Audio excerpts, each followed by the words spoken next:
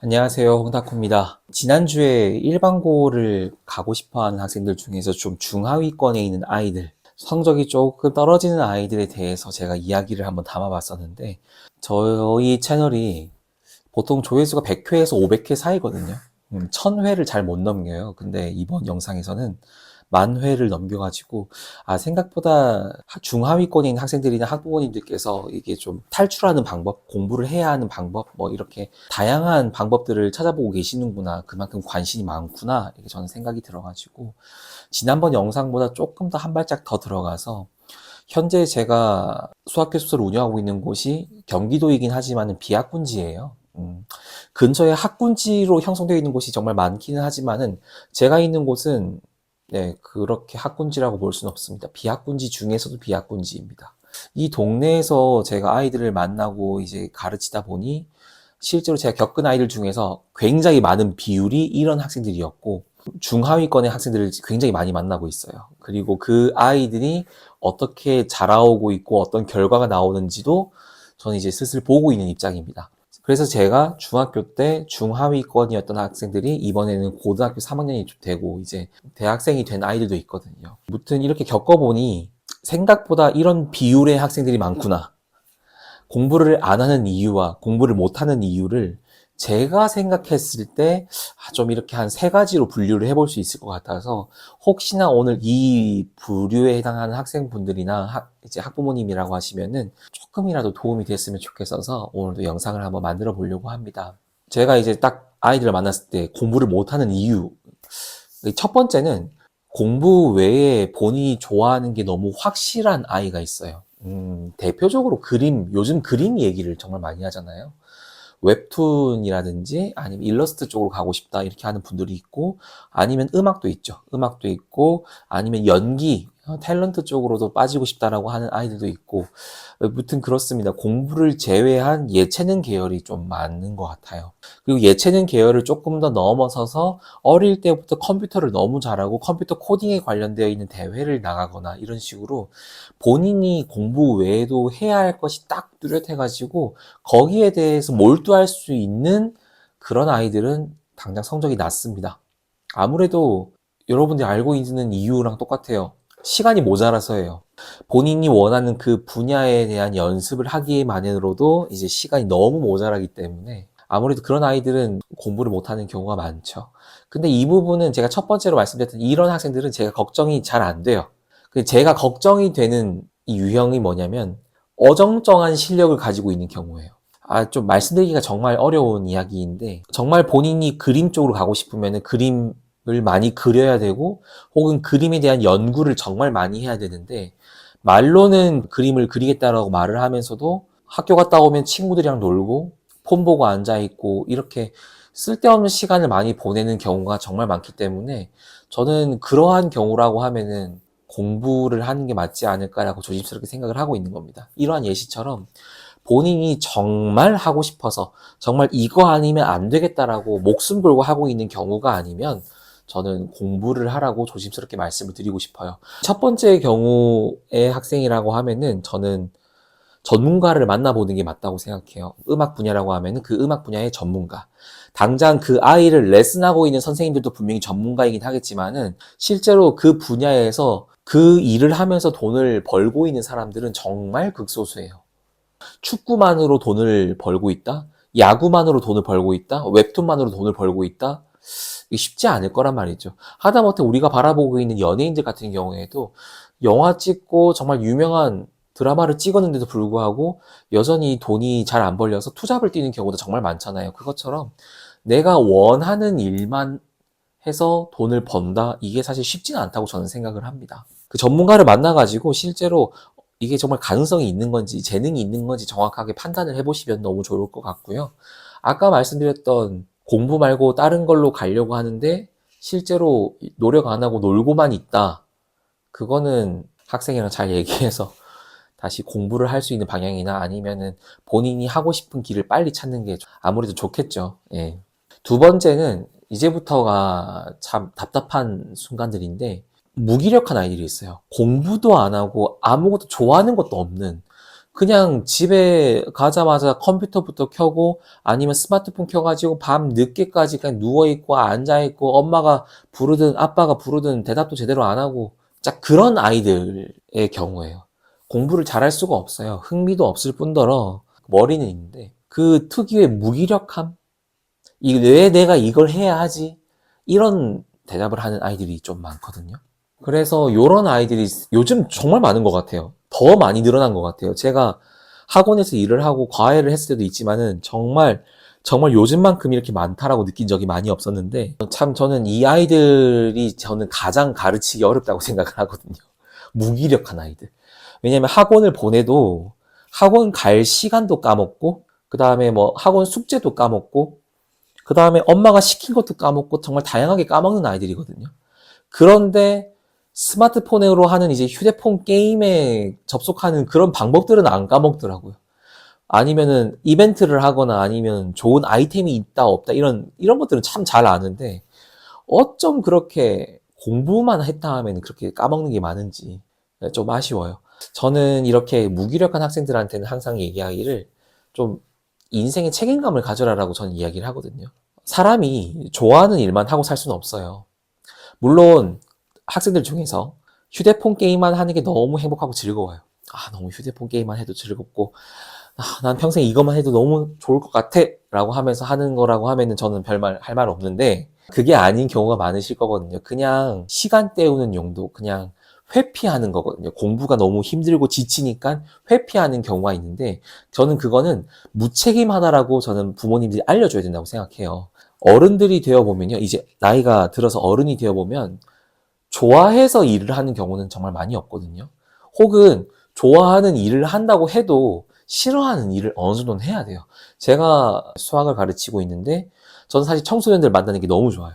아이들을 만나면은 그 아이들이 가지고 있는 그 초롱초롱한 눈빛이라든지 그 아이들의 미래에 꿈꾸는 거 이런 것들을 조금씩 제가 가이드를 해줄 때 그것을 아이들이 성취해 갈 때 저는 너무 행복하거든요. 근데 아이들을 만나기 위해서 제가 해야 될 게 있어요. 바로 뭘까요? 수업 준비를 해야죠. 아무리 중학생, 아무리 고등학교, 제가 이미 다 잘 가르치고 제가 풀 수 있다고 하더라도 아이들을 위해서 저는 공부를 해야 돼요. 왜냐하면 시험 기간에 아이들이 어떤 문제를 풀어야 시험 성적이 잘 나오고 아이들이 어떤 문제를 풀어야 잘 이해할 수 있는지 저는 항상 고민을 해야 된단 말이죠. 그런 것처럼 제가 좋아하는 일을 하기 위해서는 제가 싫어하는 일도 해야 돼요. 그게 저는 책임감이라고 생각을 하거든요. 그래서 저는 그 무기력한 학생들한테 항상 얘기하는 게 책임감이에요. 책임감. 학부모님께서 우리 아이가 너무 어리다, 아직까지 초등학생이다라고 했을 때는 공부를 가르치기보다는 해야 할 것은 해야 한다라고 저는 가르치는 게 진짜 가정교육이라고 저는 생각을 합니다. 당장 세 자릿수 곱하기나 뭐 나누기 이런 거 빠르게 안 해도 되거든요. 느리게 해도 돼요. 느릿하지만은 꾸준하게 아이가 할 수 있으면 오케이. 그걸로 괜찮은데 사람이 좋아하는 거 없고 내가 이걸 왜 해야 되는지 모르겠지만 해야 하는 일이 많아요. 공부가 그런 거라고 이제 아이들을 가르칠 필요가 있다라고 제가 말씀을 드리고 싶은 겁니다. 이렇게 무기력한 학생들이 나중에 20살 넘어가서 막상 본인이 돈을 벌어야 되는 상황이 되면은 알아서 하겠죠. 뭐라도 하겠죠. 근데 나중에 20살, 21살 되었을 때 본인이 선택할 수 있는 직업이나 선택할 수 있는 그런 연봉의 직업이 선택의 폭이 많이 좁을 거예요. 공부를 안 하시면. 그렇기 때문에 나중에 후회하지 않기 위해서라도 지금 스스로에게 책임감 있는 행동을 해줘야 된다라고 저는 많이 이야기를 해줄 것 같습니다. 이렇게 무기력한 학생들, 요즘 이렇게 얘기하죠. 은둔형, 일본어로 히키코모리라고 하잖아요. 이렇게 집안에 박혀가지고 휴대폰만 보고 있고 아예 심한 경우에는 학교도 안 가는 경우가 많다고 해요. 이렇게 외출하는 것에 대해서 두려움이 있고 그 다음에 인간관계에서도 어려움이 있어서 공부까지 놔버린 케이스라고 하면은 정말 학부모님이 많이 힘드실 건데 학생들이 조그만하게 작은 성취감이라도 느낄 수 있는 일을 시켜주는 게 전 좋다고 생각합니다. 당장 시험 100점 이런 게 중요한 게 아니라 시험 30점을 맞더라도 40점을 맞더라도 본인이 알고 있는 문제를 체크해서 득점을 한번 해보는 습관이라든지 아이가 당장 낮은 하위권에 있는데 어떻게 갑자기 확 상위권으로 가겠어요. 그러니까 하위권에 맞는 목표치를 설정해줘서 아이들이 좀 그런 성취감이라도 얻었으면 좋겠다라고 말씀을 드려보고 싶은 겁니다. 그 세 번째 경우에는 어떤 아이들이 있냐면 그냥 노는 게 좋은 애들이에요. 아까처럼 혼자서 시간을 보낸 아이들과 다르게 노는 것 자체가 좋은 아이들은 주로 어떤 경우냐면 학교 마치고 친구들이 너무 많아요. 친구들이 많아가지고 이쪽 친구들이 있고 이쪽 친구들이 있고 왔다 갔다 바쁜 거예요. 그래가지고 학교 마치고 항상 학원 가기 전까지 놀고 학원 갔다 와도 놀고 학원 마치면 또 밖에서 친구들이랑 놀다가 놀이터에서 앉아있다가 밤늦게 10시, 11시 이렇게 집에 들어가는 경우.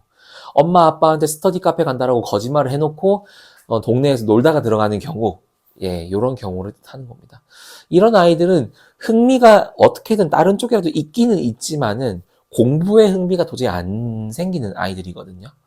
저는 이런 아이들은 공부에 흥미만 생기면은 저는 행동력이 있는 아이들이기 때문에 저는 괜찮다고 생각은 하지만 저는 이런 경우에 학부모님을 좀 보시면은 두 분 중에 한 분은 꼭 이런 분들이 계세요. 어떤 분이냐면 학생들 놀아도 됩니다. 애 알아서 큽니다. 이렇게 속 편한 말씀을 하시는 분들이 계시고요. 어떤 분들은 우리 아이 공부로 스트레스 주지 마세요, 선생님. 숙제 주지 마세요. 이렇게 말씀하시는 분들조차도 계세요. 비학군지 오다 보니까 더 크게 느끼는 거일 수도 있지만은 공부라는 게 학생의 본분이라면 본분이고 아까 말씀드린 책임감이라고 하면 책임감인 건데 이것들을 하지 않고 나중에 고등학교 넘어가서 공부를 하려고 하면은 되게 힘들거든요. 그래서 지금부터 할 수 있을 때 조금씩이라도 시켜야 되는데 그래 너 놀아라 네가 놀고 싶으니까 놀아라 이렇게 좀 방치하는 경우가 많습니다. 이렇게 방치된 아이들의 경우에는 이미 자기만의 스케줄이 있어요. 놀아야 할 스케줄들이 있어요. 나는 이 아이들과 이쪽 그룹의 아이들과 이 정도만큼의 분량의 노는 건 놀아야 돼요. 하루에 2-3시간씩은 놀아야 돼. 이렇게 방치되어 있는 아이들은 공부하기 어려울 거고 그리고 공부 습관 잡기도 진짜 힘들 겁니다. 나중에 공부하려고 스스로 마음을 먹는다고 할지라도 주변에 있는 친구들이 가만히 두지 않을 거고요. 그리고 놀았던 습관이 있기 때문에 다시 공부하기는 정말 쉽지 않다고 생각합니다. 저는 이러한 아이들도 만나서 이제 가르쳐 봤는데 제일 좋았던 저의 솔루션은 놀 틈을 주지 않도록 부모님과 선생님이 연합하면 아이가 어떻게든 돌아왔습니다. 이거는 웬만하면 먹혔던 것 같아요. 이걸 가지고 뭐 아동 학대라고 말씀하시면 전 할 말은 없는데 제가 무슨 뭐 학대하면서 키우는 게 아니라 아이가 학교를 마치고 집에 들어가기 전에 자습하고 집에 들어가고요. 집에 들어가서 밥 먹자마자 바로 하고 나서 아니면 스터디 카페 가든 어딜 가든 부모님과 어른의 손길이 있는 곳에서 공부를 시키면은 이게 2-3달만 반복이 되어도 아이의 생활 습관이 바뀌는 거기 때문에 생각보다 금방 공부의 습관이 잡혀 있었습니다. 근데 대부분 이걸 부모님들이 못 하세요. 대부분 부모님들이 못 해요.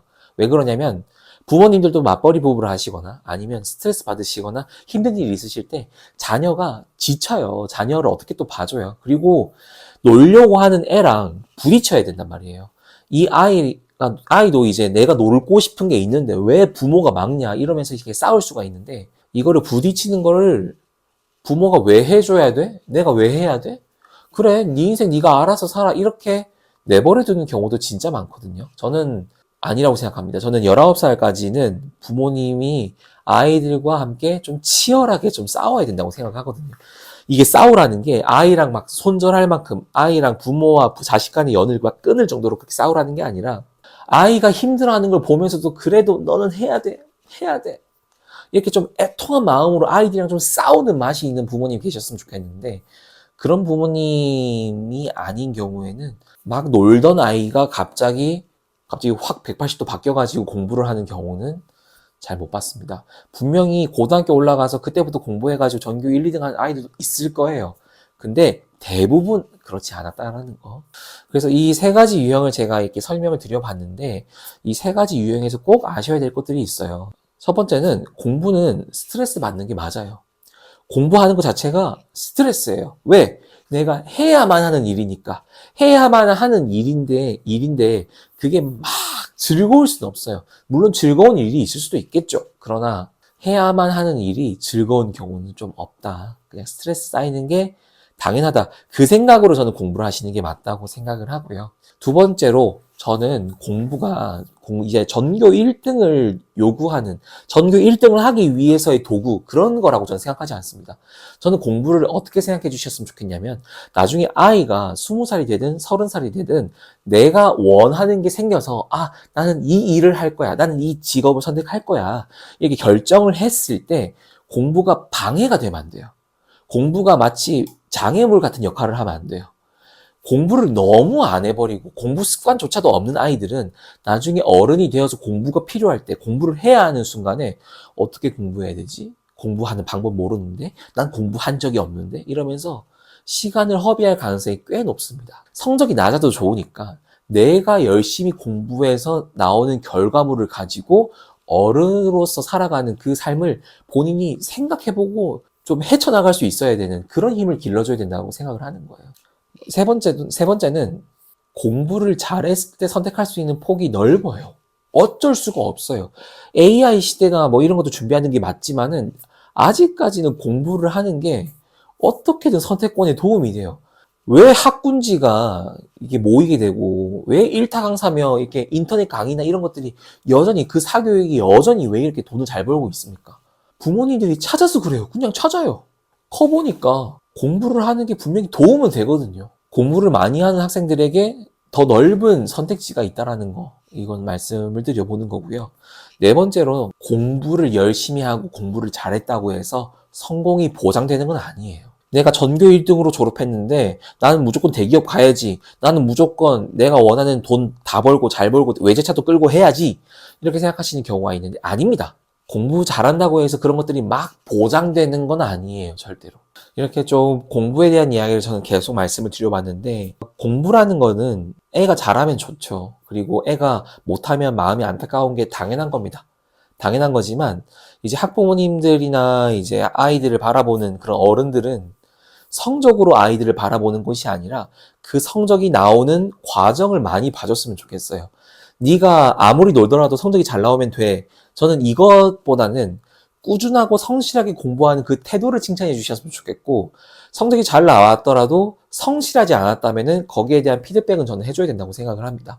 저는 그래서 성실함을 항상 아이들한테 강조하고 있고, 저는 그게 정말 올바른 인간상이라고 해야 될까요? 저는 그렇게 좀 바라보고 있는데, 물론 돈을 잘 버는 게 우선이다, 돈 잘 벌면 공부 못한 거 의미 없다, 이렇게 말씀하시는 분들 입장에서는 성공의 기준이 돈이실 거기 때문에 제가 거기다 대고 뭐 틀렸다라고 말씀드릴 수는 없어요. 다만 저는 아이들을 이렇게 성장하는 걸 보고 바라봤을 때, 성실했던 아이들은 저는 어른이 되어서 얼마든 좋은 결과물을 가져왔다 말씀을 드릴 수 있을 것 같아서, 저는 이런 방법으로 아이들을 가르쳤으면 좋겠고, 중하위권인 아이들이라 할지라도 부모님들이 힘을 내주셨으면 좋겠다라고 말씀을 드려봅니다. 아무튼 오늘 공부를 못하는 아이들에 대한 간단한 특성들과 간단한 모습들을 설명을 해드렸는데, 이것 말고도 다양한 이유들이 있을 거예요. 공부, 성적, 이거는 한 가지만 이유가 되지 않거든요. 다양한 이유가 있을 거기 때문에 그저 저의 이야기는 가볍게 들어주셨으면 좋겠고, 다음에 또 도움 드릴 수 있는 영상으로 돌아오도록 하겠습니다. 오늘 영상 진짜 시청해 주셔서 감사드리고요. 좋은 하루 되시길 바라겠습니다. 감사합니다. 홍타코였습니다.